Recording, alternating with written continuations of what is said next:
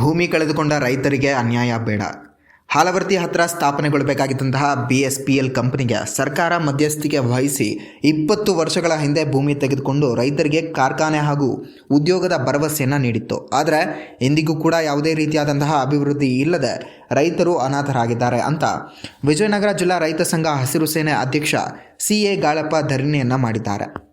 ರೈತರು 6ನೇ ದಿನವೂ ಕೂಡ ಧರಣಿಯನ್ನು ಮುಂದುವರೆಸಿದ್ದು, ತಕ್ಷಣ ಕಾರ್ಖಾನೆ ಸ್ಥಾಪಿಸಲಿ ಅಥವಾ ಬೆಳಗಾವಿ ಅಧಿವೇಶನದಲ್ಲಿ ರೈತರ ಮಕ್ಕಳಿಗೆ ಸರ್ಕಾರಿ ಹುದ್ದೆ ನೀಡಲು ಆದೇಶ ಹೊರಡಿಸಬೇಕು ಅಂತ ಆಗ್ರಹಿಸಿದರು.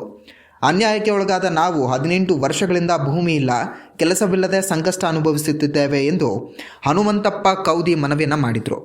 ಧರಣಿಯಲ್ಲಿ ವಿಜಯನಗರ ಹಾಗೂ ಕೊಪ್ಪಳ ಜಿಲ್ಲೆಯ ಹಲವಾರು ರೈತ ಮುಖಂಡರು ಭಾಗಿಯಾಗಿದ್ದರು. ಸರ್ಕಾರಿ ನೌಕರಿ ಕೊಡಿ, ರೈತರ ಗೋಳು ಕೇಳುವರ್ಯಾರು,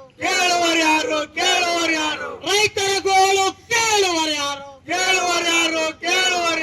ಅಯ್ಯಯ್ಯೋ ಅನ್ಯಾಯ,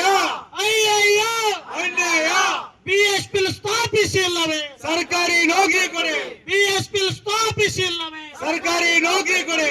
ಬೇಕೇ ಬೇಕು ನ್ಯಾಯ, ಬೇಕೇ ಬೇಕು ನ್ಯಾಯ ಬೇಕು. BSPL ಕಾರ್ಖಾನೆ ವಿಸ್ತರಣೆ ಆಗದಿದ್ರೆ ಈ ಜಾಗವನ್ನು ಬಿಟ್ಟು ಕದಲೋದಿಲ್ಲ.